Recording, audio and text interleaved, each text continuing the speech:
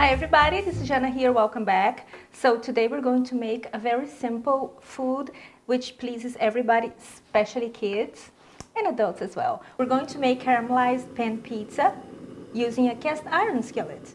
And the ingredients couldn't be simpler and easier, so let's get into it. First, I have here cast iron skillet, my newest love, and we're going to use that both to make the caramelized onions and also to put the batter in the pizza and pop it in the oven, because why not, right? If you have one of those, use it. This is the best thing ever. So you turn on the heat, wait until it gets hot. If you want to use olive oil, in this case you can, because you're not going to fry the onions. You're going to caramelize them in a very medium heat. I will show you. Those are the onions that I have here. I have sliced them. Simple, plain yellow onions will do. All right, it's hot enough. So, onions are in. And one trick to make caramelized onions, once they hit the oil, leave them alone. Don't stir it so much, because if you keep stirring them and moving them around, they won't have time to brown in the bottom. At this stage, very important to add some salt.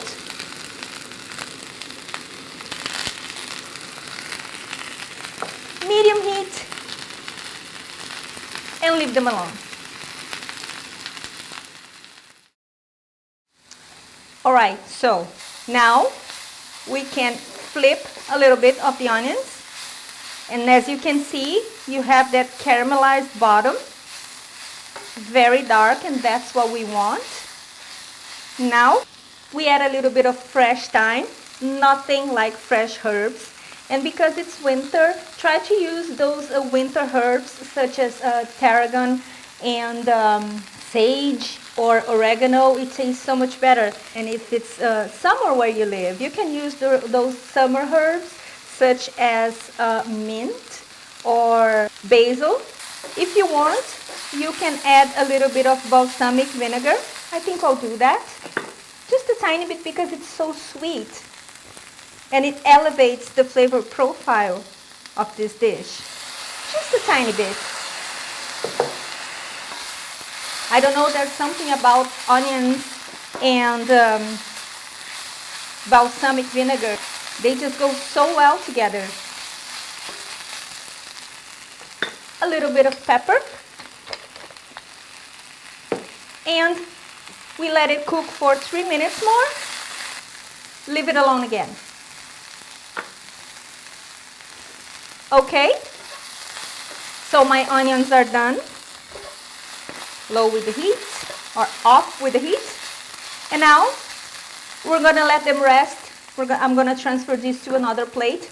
We're gonna let them rest, because in order to put this on top of the pizza, the pizza batter, it needs to be completely room temperature. Alright, along with the caramelized onion, I'm going to add sun-dried tomatoes. You can add any vegetable of your like. I happen to love this combination.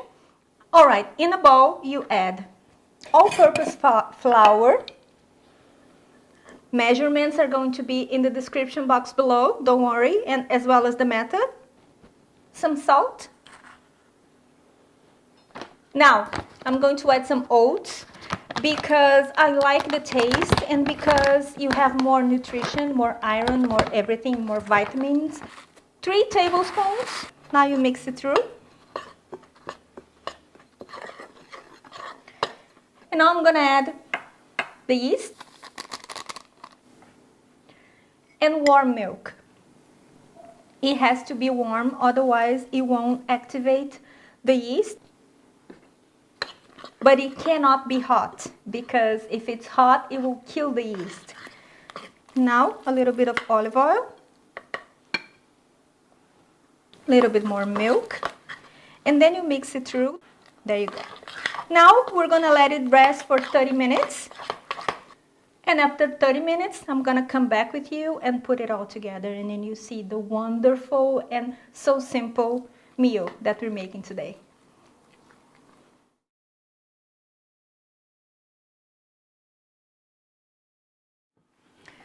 All right, let's check. Looks perfect. It has raisin about 50%, and that's what we want. You don't need more than that. Now we're going to use the same cast iron skillet to pop it in the oven, which should be cold. So you transfer it to the skillet. It's supposed to be sticky, and then you can use both hands, even better. I keep saying that to you guys all the time. Your hands are your best tools. Try to open a little bit more in the center and let it a little bit more fat on the borders, right? So now we're going to add the onions and the sun-dried tomatoes. Isn't it just beautiful? Spread it. But leave some room on the corners, on the borders, so it raises a little bit more. Then the center, the sun-dried tomatoes, which I have cut in half, and 2 sprigs of thyme. And now it goes in the oven for 40 minutes at 375, 350 degrees Fahrenheit. And I'll see you then.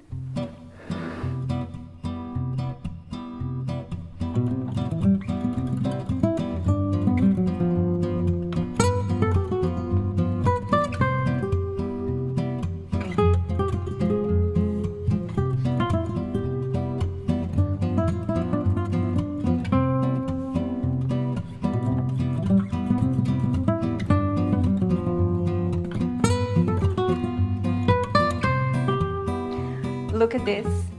Oh my God.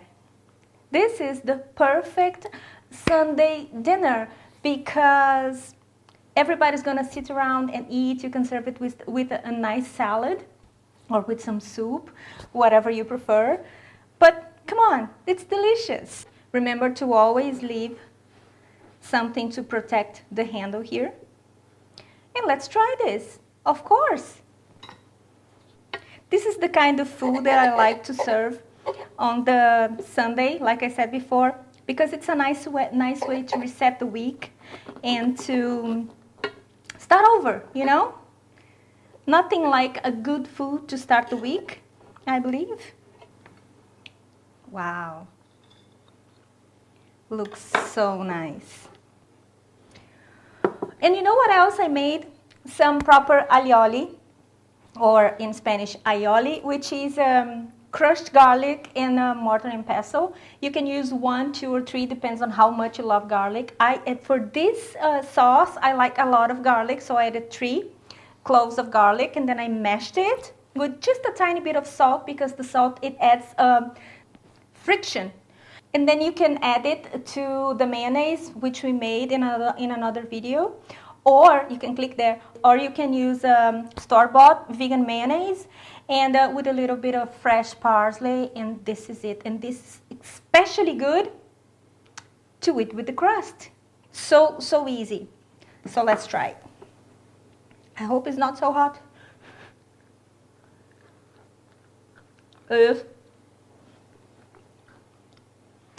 See? Perfect. This is perfect. This is also a nice suggestion for a Sunday brunch, to bring it to a friend's house if you're like watching a movie or something. And the presentation is like to die for if you make it in a cast iron skillet. And this is it for today, guys. Thank you so much for watching. Thank you for the comments and the suggestions in the previous videos. Keep them coming. Don't forget to subscribe and hit the bell button so you get notified every time I post a video. And check my website. I keep writing. And I see you next time. Have a great week. Bye-bye. This is something out of this world. I can't wait until you get it. No, I can't. Because it's so good. Oh. Perfect.